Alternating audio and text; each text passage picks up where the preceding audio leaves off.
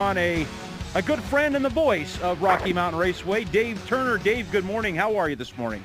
Hey, good morning. How are you guys doing? Oh, man, we're doing fantastic. Pleasure to have you on the show. Test and tune, final test and tune this weekend, and then next weekend is opening night for Rocky Mountain Raceway. Can you believe the season's here already? You know, I can, and yet it seems like it's been a long time. The winter goes pretty quickly, but boy, when we start smelling tire rubber, it's ready to go racing. I'm ready. How do we top last year? Because you and I sat up there in that booth and saw some fantastic oval track racing out there all season long last year, and it didn't really matter what class it was in. There was something exciting in just about every class we watched. You know, it really was, and some of those classes got a little lean on numbers of cars out on the racetrack, but never a lack for excitement. Those guys really raced their hearts out. You know, one of the things that I noticed last year, Shane, was that we had a maturity, I think is what I would put it. We saw an awful lot of racing. These guys got in close with each other. They were able to race each other, and maybe not quite so much slamming and banging as we've seen in other years, although that's kind of what some of the fans come to see. But I saw a real maturity of racing there last year. Yeah, I would have to agree with you. And you know, there's 2 or 3 classes out there where the racing is extremely tight. I mean, we've seen it with the modifieds, of course. We've seen it with the sprint cars. Even the Ford Focus midgets are starting to run quite tight and have more cars out there. I'll say, in fact, that's a really impressive class. You got guys like Ron Duncombe and the old standbys, Bobby Brewer, Fouette, all those guys that are really good at it. Kip Posey, that was constantly setting new track records week after week. You know, the competition's there for him now, too. You know, Dave, your roots are in drag racing. How tough is it to make that switch over to the oval track? You know, it really isn't. To me, a racer is a racer. And I love the guys on both sides. And I think that the biggest opportunity that came to me in racing and in my personal life was getting to work with the entire Rocky Mountain Raceway's facility. You're right, my roots is in drag racing. In fact, I go back to, you know, Mike and Bobby are doing the announcing over there on the drag side for me now and just doing an awesome job. But I came across an old picture the other day of me on the starting line with a demodified production 55 Chevy. And it was their dad standing right there between the cars starting us down that racetrack. And I believe that was the first season out at Bonneville Raceway Park. So, yeah, I go back to drag racing, but it's really not a big deal to move over and just talk about racing and learning how to turn left only. In fact, it's kind of hard to turn left sometimes. You're only used to going straight. Well, yeah, and the only you don't make a left turn at the drag strip. You have to make a right to get off and on the track. Exactly. Well, I'll tell you what, if that was a picture of you in the opening season of the old Bonneville Raceway, you just put your age on display, buddy. I'm afraid I just dated myself, didn't I, buddy? Just a little bit. You know, Dave, you've been there since the track opened. You've dedicated every Saturday night out there as the voice of Rocky Mountain Raceway. You know, when people go out there, I think they just expect to hear your voice, and you kind of make the show flow.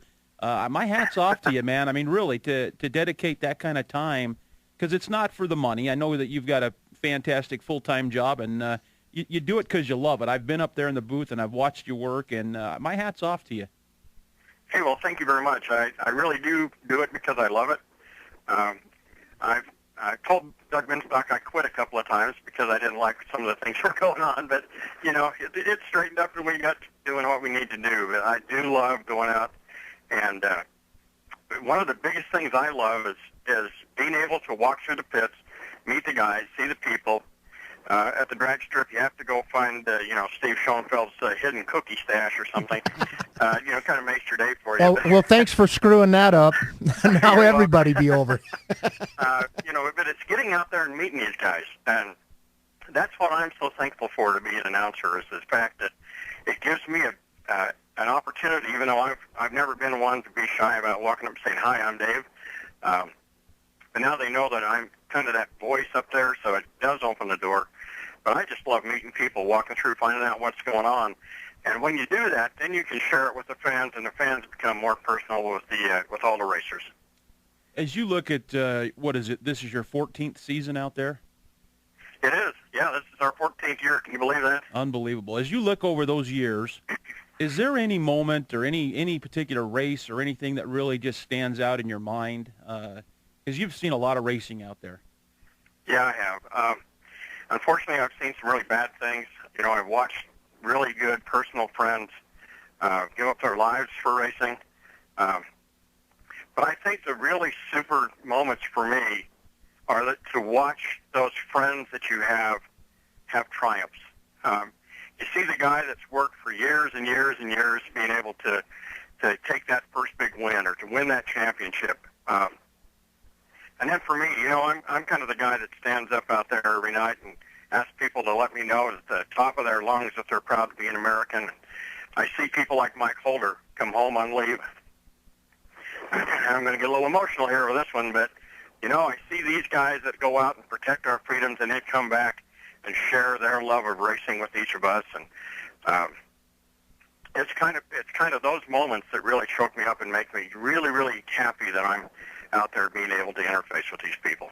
Yeah, for sure. And that's one thing that I've told Steve, and I've noticed having an opportunity to work with you, because I'll be quite frank with you, before I had a chance to sit aside of you, I didn't really know Dave Turner, the man. And I agree. I feel the same way. You love each and every one of those people out there, and that's the thing I'll take with me, and talk about, because I didn't realize how much you really cared about those people out there, from the staff and the drivers and everybody involved. And it's hard to put a price tag on a guy like that. Yeah. Well, I do. I love them all. You know, there was an evening that I can remember years ago over on the drag strip, and I was working with a guy named Don at the time, and there was a young man running in junior dragsters, and Don was interviewing him down there, and I'm not sure why, but he made some comment about how much he didn't like Dave Turner. And I thought, well, okay, everybody has an opinion, and, I don't know if I said something wrong or what, but and I tried very hard to make sure that I knew everything I could about that young man.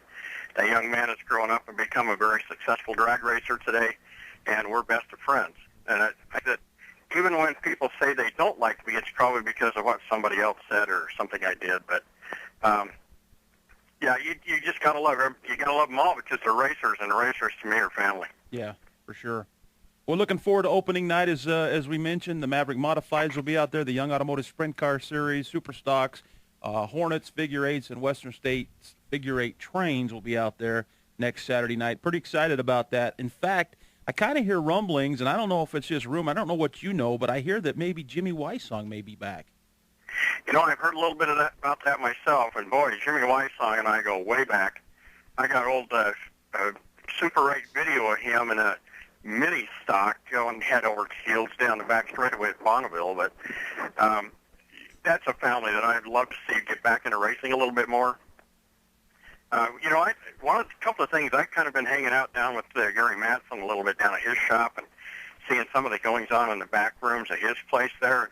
He's been sticking his fingers into a couple of modifieds that I think you might want to keep an eye on this year. Oh, I'm shocked. The number 3 and the number 10 car.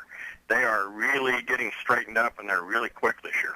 Yeah, they fast out there, I think, last weekend for the opening practice. Yeah, they're testing. They're doing another practice today, aren't they, on the oval? Mm-hmm. Mm-hmm. Yep. Yes, they are. Starting at about 12:30. You can go out and watch a little bit of preseason and see what's going on with these guys. Yes, see the different colors of the cars and go up and talk to the guys. So. Well, I know there's a lot of drag racers disappointed because 2 weeks in a row the test and tune's been canceled. Yeah, I'm going to make that comment, Steve. The fact that the drag strip's really suffering from this weather that we're having. Yeah, and they bless their heart. I mean, they busted their butt trying to make the track better and take care of some of that water problem that has been with that track since day one, since the day it was built. And in an effort to help the drag racers get ready for the first race, there'll be a test and tune for the drag strip only this coming Wednesday on the 28th, and then also on the 5th of May. And the repairs that need to be made to take care of the problem that they had, that's going to happen Monday morning. So track should be ready to go Wednesday night. And that ought to be good. I'm really looking forward to drag racing season this year. I'll be over there for the major events. Mike and Bobby, of course, doing a super job on the weekly series is over there on Friday nights. In fact, next Friday, I believe they're starting off with street legal and midnight drags for the first time on the night of April 30th. And but I'll be over there for the major events, and I'll tell you, Steve, you and I being the old drag racers here, I'm looking forward to Nitro Jam this year. That's a big step up for Rocky Mountain Raceways. You know, that not just for Rocky Mountain Raceway, but for the entire area.